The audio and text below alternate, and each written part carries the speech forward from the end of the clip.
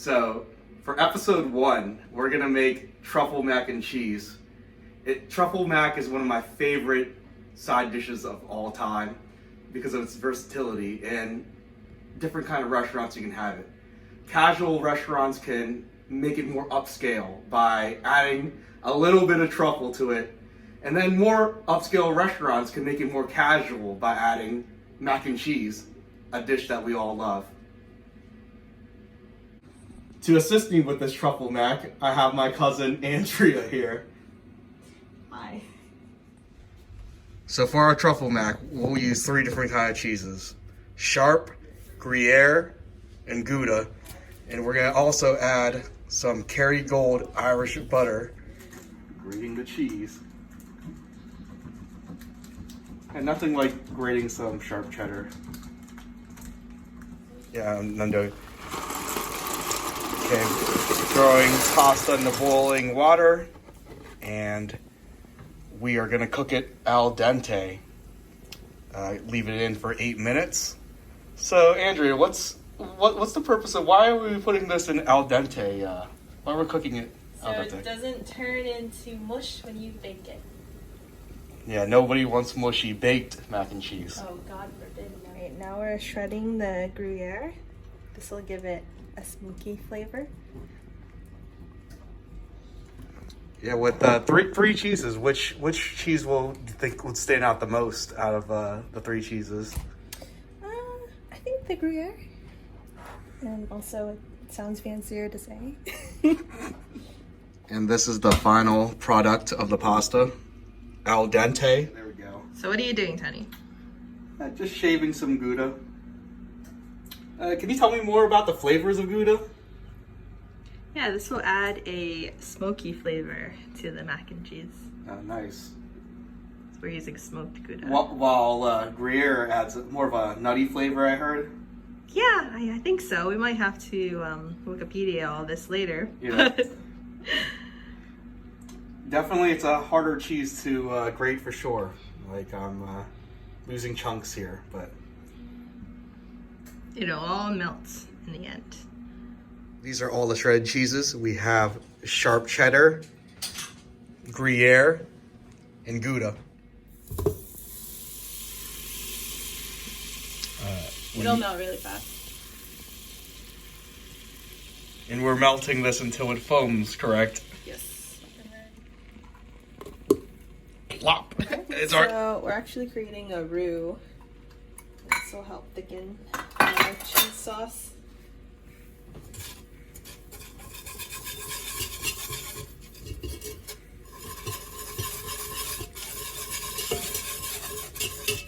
And roux are pretty easy to make. It's just a combination of butter and flour, correct? Yeah, usually. Is there any other elements that you can add to spice it up, or roux is just roux? Like for this one, we are adding cayenne and black pepper. Oh, nice! I love the extra flavors. I'm all about flavors. So. This pepper. Some cayenne.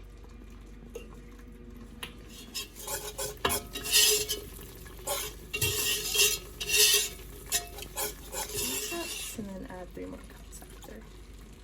You want it to be gradual so it doesn't seize up.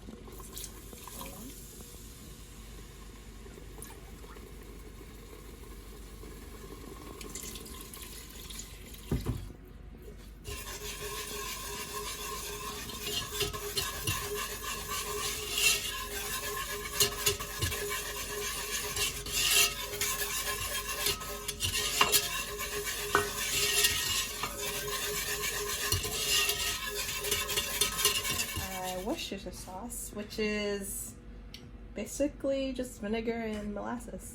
Oh. Nice, more flavors. So we have the smokiness of the cheeses. We have the spiciness of the paprika, and then a little bit of vinegar from the sauce here. Yeah, it's all these flavors coming together. And we mustn't forget about the truffles. We must not. No. Well, the sauce is getting really thick here. One of my I could say that mac and cheese is one of my favorite sides of all time. And actually, one birthday, one cousin of mine actually made mac and cheese, grilled cheese sandwiches. So she took mac and cheese and put it into a grilled cheese sandwich, and that's combining both of my worlds. I guess, you know, you can't have enough cheese. Very true. So here you can see how much our stuff thickened, because we added 5 cups of milk in here. Yeah, it's pretty thick. I think we're ready to add cheese. I'm ready for the cheese if you are. Okay. Now it's the best time. Cheese time. 1 cup of the sharp cheddar.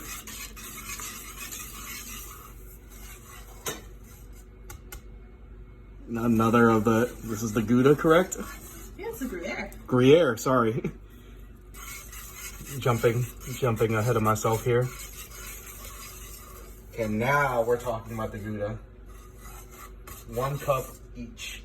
So this is the hard one to shave off. Yeah, we just crumbled it. Yeah. Sometimes you gotta improvise. Yeah, I know sometimes we all hate using shortcuts, but sometimes you have to. So we're gonna have a nice little, another pinch of each. Half handful now. Wow, this is getting really thick. Oh. You wanna lift up the... Oh, there you go. Lift it up for a little bit, yeah? Yeah. Another handful. Alright, we're putting in the Dijon mustard.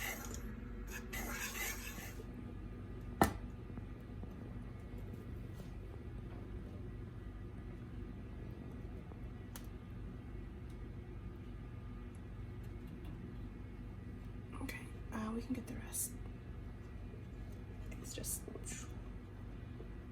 Let's kind of mix this.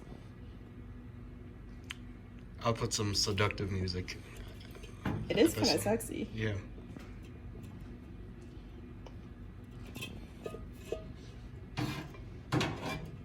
Go into 2 tablespoons of melted butter, so we get a nice toasted, crunchy layer on top of the mac and cheese.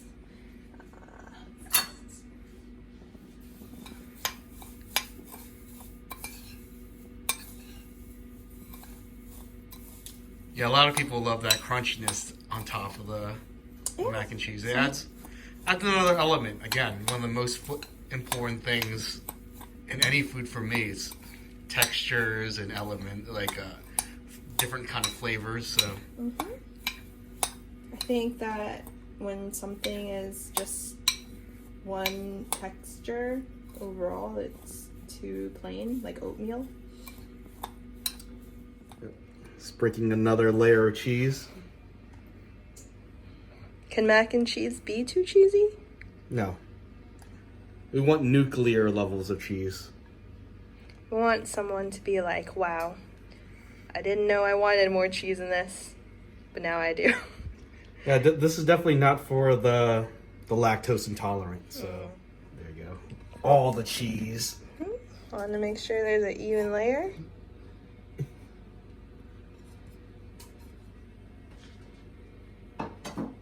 Okay, and then on top of this, what are you putting on?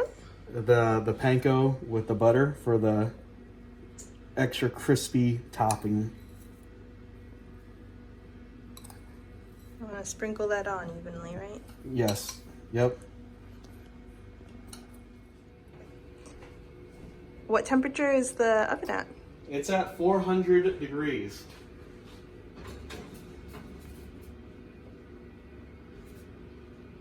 And how long are we supposed to set this for? 20 minutes, or until the top is golden brown.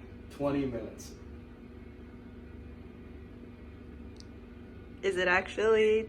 There we go, the peepees.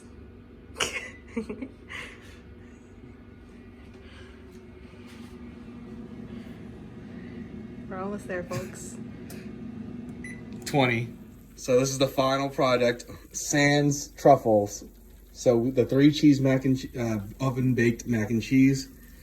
You can even hear it sizzle, like. It's ready for the truffle. Yeah, it's good. Fancy schmancy. Right? He's had a good for each one.